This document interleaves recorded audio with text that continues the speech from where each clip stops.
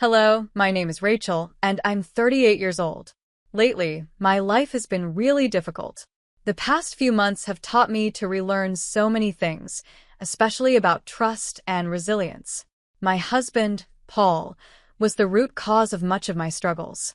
However, in the midst of it all, a kind person stepped in and helped me avoid further pain. Let me start by telling you a bit about the people in my life, the ones who have played important roles in my story. First, there's my younger sister, Joyce. She's 5 years younger than me, and she's always been the pretty one. Growing up, we didn't get along very well. I was the nerd, while she was the popular one. For some reason, she seemed to always pick on me. It felt like she was jealous, but I couldn't understand why. My mom tried to help us get along, but no matter what she did, it didn't really work. When I went off to college, we stopped talking much. It wasn't that we were angry or anything, but we just drifted apart.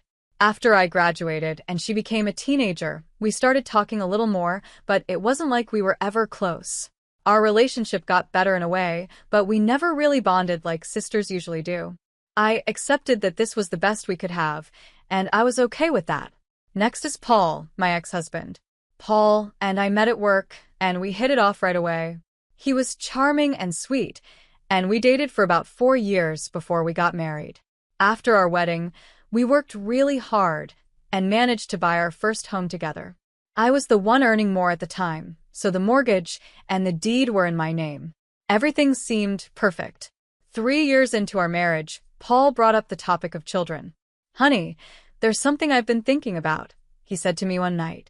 "I need you to hear me out and keep an open mind, okay?" "Sure," I replied. "What is it?" "Well," he continued, "we've been together for a while now, and I was wondering if maybe we should start thinking about having a family. What do you think?" I hesitated. Paul knew how I felt about having kids, and I wasn't too sure about it. "Paul, you know I'm not really into that idea," I told him gently. "I know," he said, "but we have the financial stability now. It wouldn't be that hard, and imagine how cute little versions of us would be, running around the house. Don't you think?" I smiled at the thought but remained cautious. "Yeah, but kids are a lot of work. They're a huge responsibility. We're 3 of the most hard-working and responsible people we know, aren't we?" he teased, trying to win me over. "Just think about it, okay? I promise I'll help with everything." Despite my doubts, I eventually gave in. Paul kept bringing it up, and over time, I started to warm up to the idea. Soon enough, we welcomed our first child, a son. 4 years later, we had a daughter. At first, Paul was very supportive. He helped out with the kids, and I thought everything was going well. But things changed quickly. Paul slowly stopped helping around the house. All the responsibilities fell on me, taking care of the children, the house, and everything in between. I found myself doing it all. After our son was born, Paul got a promotion and started earning more than me. One day, he came to me and suggested that I should stop working. "I'm making enough now," he told me. "Why don't you focus on the kids and the house? You don't need to work anymore." I tried to resist at first, knowing how important my career was to me. But Paul was persistent. He kept saying it made sense for our family, and eventually, I gave in to his wishes once again. I quit my job, thinking it would make things easier for everyone, but I had no idea how much worse things were going to get. I decided it wasn't worth the argument anymore, so I accepted my new role as a stay-at-home mom. To keep myself from getting bored, I picked up a new hobby, hosting dinner parties. It gave me something to look forward to, and it was nice to have my family around. I often invited my mom and my sister, who both lived nearby, and whenever my mother-in-law, Cheryl, was in town, she would join us as well. At first, this new life felt strange, but over time, I started to get comfortable with it. I had more time to spend with my kids, and I got to see my family often, which brought me some happiness. Paul and I were doing okay, at least I thought so. However, there had been some strain in our relationship. After giving birth to our second child, I went through a traumatic experience where I almost lost my life. It was a terrifying time for me, and it definitely affected our marriage. But I tried to push past it, telling myself everything would be fine eventually. I didn't think anything else was seriously wrong between us. But how wrong I was. One afternoon, I was cleaning our bedroom when I stumbled upon something that stopped me in my tracks, a pair of panties that didn't belong to me. They were lying in a corner, and my heart sank the moment I saw them. My mind started racing. How could this be? Were they someone else's? Was I not enough for Paul? I had been feeling distant from him lately, but I had just had a baby. It hadn't even been a full year since I gave birth, and I was still recovering, both physically and emotionally. I had been going to therapy to help deal with my postpartum trauma, making slow progress. But it seemed like it wasn't enough because now I was faced with the reality that my husband might be cheating on me. Once the initial shock wore off, anger took over. I couldn't believe this was happening. I had to know who he was cheating with and why. My hands were shaking as I grabbed my phone and sent Paul a picture of the underwear. I texted him, asking, "Whose are these?" But I didn't stop there.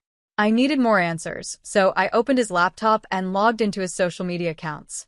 I wasn't proud of it, but I was desperate. I scrolled through his chats, hoping to find something, but at first, there was nothing suspicious. No unfamiliar women, no secret conversations that stood out. This only confused me more. I went through every contact, every message, trying to find some sort of clue. As I scrolled, I noticed that my sister's name popped up in a lot of the conversations. At first, I didn't think much of it. After all, why would I be suspicious of my sister talking to my husband? But something in me pushed to check their chat history anyway. What I found made me feel sick to my stomach. Their chats were filled with pictures and videos of them in bed together.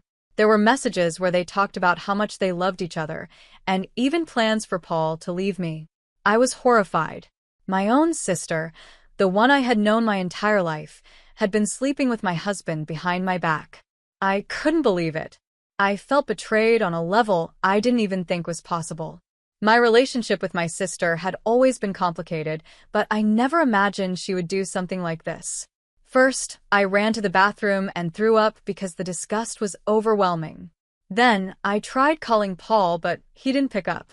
My mind was racing with so many questions and I needed answers, so I did the only thing I could think of. I called my sister, Joyce. She answered casually, like nothing was wrong. "Hey, what's up?" she said. I could hardly contain my anger. "Don't, what's up me? Seriously, what is wrong with you?" Joyce sounded confused, like she didn't know what I was talking about. "What do you mean?" she asked. "I found a pair of your panties in my bedroom," I snapped. "Have you been sleeping with Paul's?" There was a brief pause before she answered, her voice almost indifferent.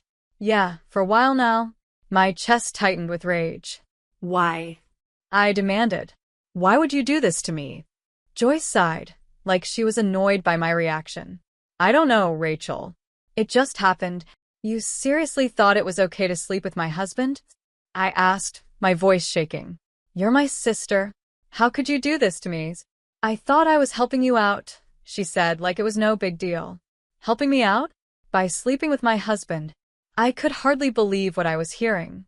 Joyce had always been self-centered, but this was beyond anything I ever thought she was capable of.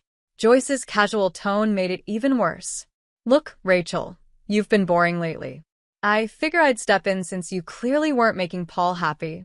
Her words hit me like a slap in the face. I couldn't believe that she was trying to justify her betrayal as if she was doing me a favor. At that moment, I realized that I had been blind to the toxicity in both my marriage and my relationship with my sister. The people closest to me had torn my life apart, and I was left to pick up the pieces. I couldn't believe what I was hearing. "You kept Paul busy so I could focus on the kids? Are you serious?" I shouted into the phone. "That's the dumbest thing I've ever heard." Joyce sighed on the other end, her voice flat. "Look, we didn't mean for it to go this far, okay? I only did it because he kept hitting on me, and he's a nice guy." I felt my heart drop even further. "But he's my husband, Joyce. Why would you help tear our family apart like this?"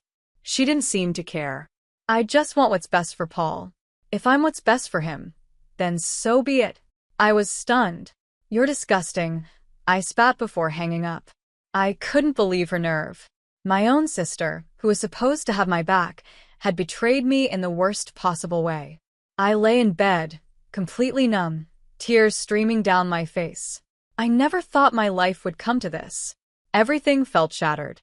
Eventually, my youngest child woke up crying, pulling me out of my daze. I wiped my tears and tended to her, trying to push the pain aside. I couldn't let my kids see that something was wrong. They didn't need to carry this burden.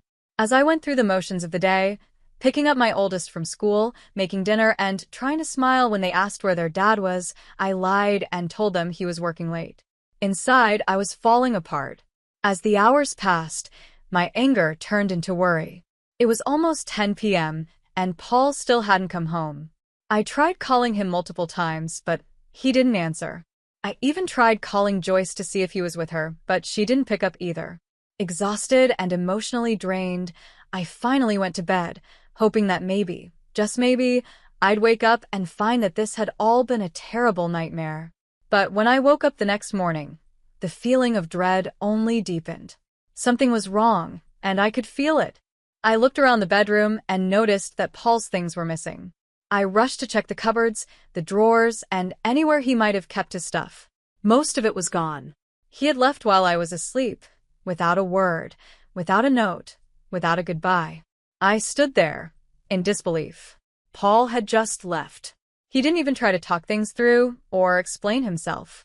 He had simply packed up and walked out of our lives. I didn't know what to do. My mind was racing, but the only thing I could think about was my children. They needed me, and that had to come first. So, I did what any mom would do. I pushed down the pain, got my kids ready for the day, dropped my oldest off at school, and then drove to my mom's house with my youngest. When I got there, my mom could tell something was wrong. I was distant, barely speaking, my mind trapped in a whirlwind of emotions.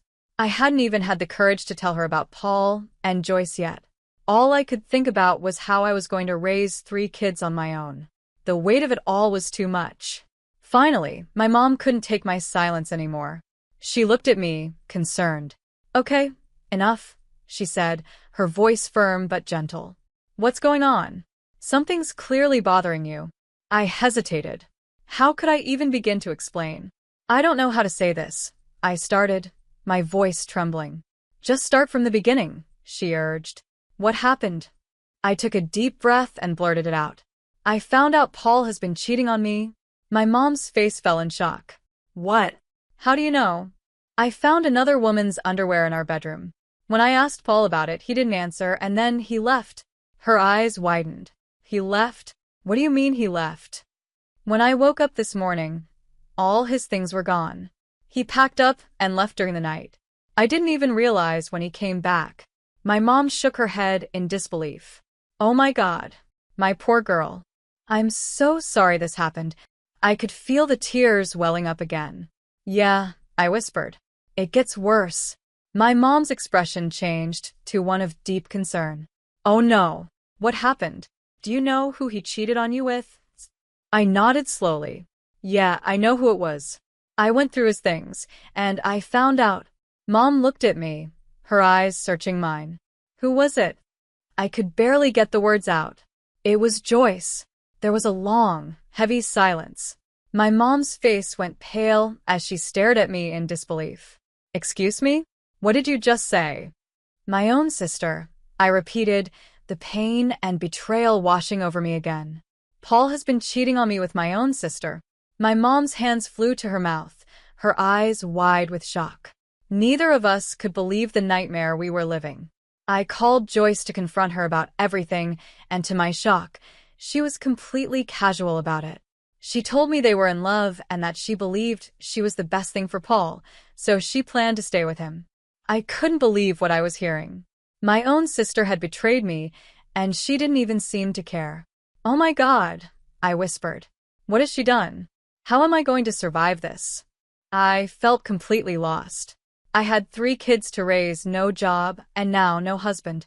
"Look," my mom said gently, "why don't we just get some rest for now? We'll figure this out together. I'm here to help you, okay?" I nodded, feeling grateful for her support. "Yeah, okay." "Thanks, Mom." By the time I had finished telling my mom everything, I felt numb. It was strange, but somehow, talking about it wasn't as hard as I thought it would be. Maybe I had already started to shut down emotionally. That night, I slept while my mom took care of my youngest. I felt drained, like my body couldn't handle any more. When I woke up, I heard my baby crying and my mom's voice, loud and angry. I rushed out of bed and saw her on the phone, looking furious. She hung up as soon as she saw me, and her expression softened. "I'm sorry for the noise," she said, "but don't worry about it." I didn't need her to explain. I knew she had been giving Joyce a piece of her mind. Over the next few days, my mom stayed with us, and it helped to have someone by my side. Joyce kept trying to call our mom, but she asked me to block Joyce's number.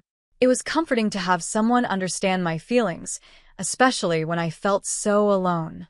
Soon, I found out from mutual friends that Paul and Joyce had gotten married. They reached out to me, confused and concerned, and I had to explain the whole awful situation. It was humiliating, but they were supportive.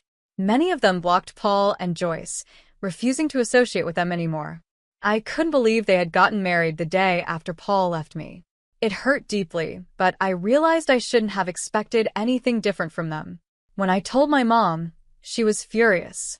My mom is usually calm and composed, so seeing her so angry was surprising. Still, her support meant everything to me. She didn't have to help me financially, but she did. She even assisted me in getting job interviews, knowing how much I wanted to contribute now that Paul was out of the picture. Taking care of the kids was manageable, but every time they asked about their dad, I had to fight back the tears. Even though it was tough, we were getting through it. About a week later, I received a letter from Paul. I didn't want anything to do with it. In my mind, a week was far too long for him to try and make things right, especially after abandoning his family. I figured it was some kind of apology, but I didn't care anymore. I was done. Without thinking twice, I burned the letter. Afterward, I couldn't help but feel a twinge of curiosity about what it said.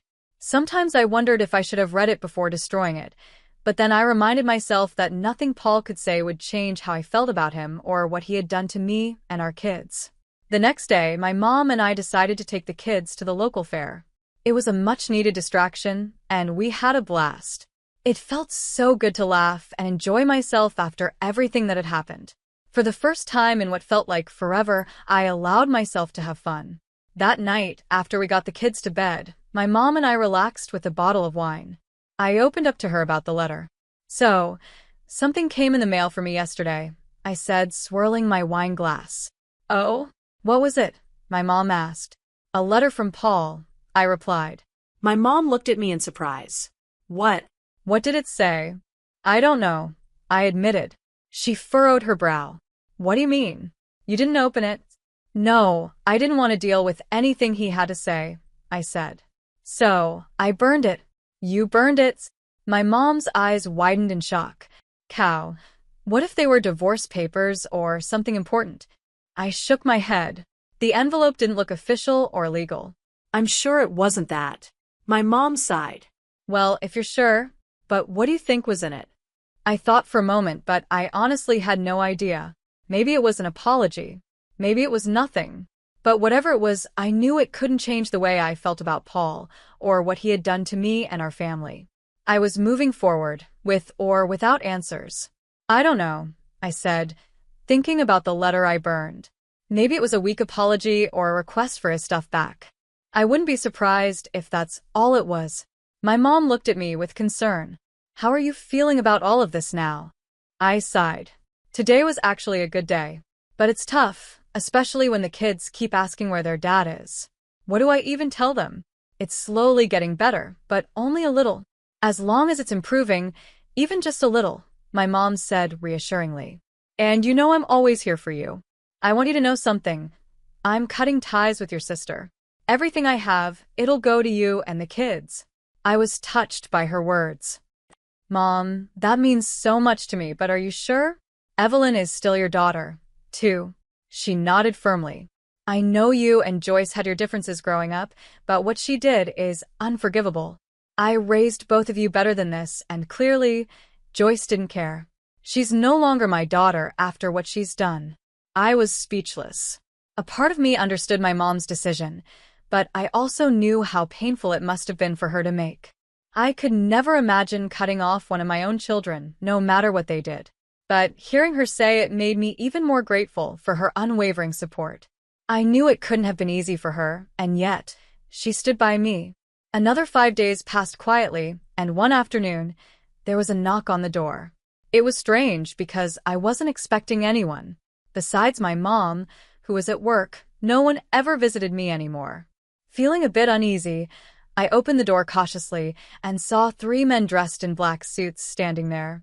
I opened the door just a crack and asked, "Who are you?" They introduced themselves as lawyers and told me they had something for me. One of the men handed me a letter and then a check. When I looked at the check, my jaw dropped. It was made out to me for $980,000. "There must be some mistake," I stammered, completely stunned by the amount. "There's no mistake," one of the men said gently. "Please read the letter." With shaky hands, I opened the letter. As I read the first line, "Thank you for saving me," I realized the money was from my mother-in-law, Cheryl. She explained in the letter that she had tried visiting us 5 days ago, but found no one at home. When she called Paul, he made excuses about not being able to get into the house. Cheryl became suspicious and pressed him for the truth. Eventually, Paul confessed everything about the affair, about leaving us. Cheryl was disgusted by his behavior.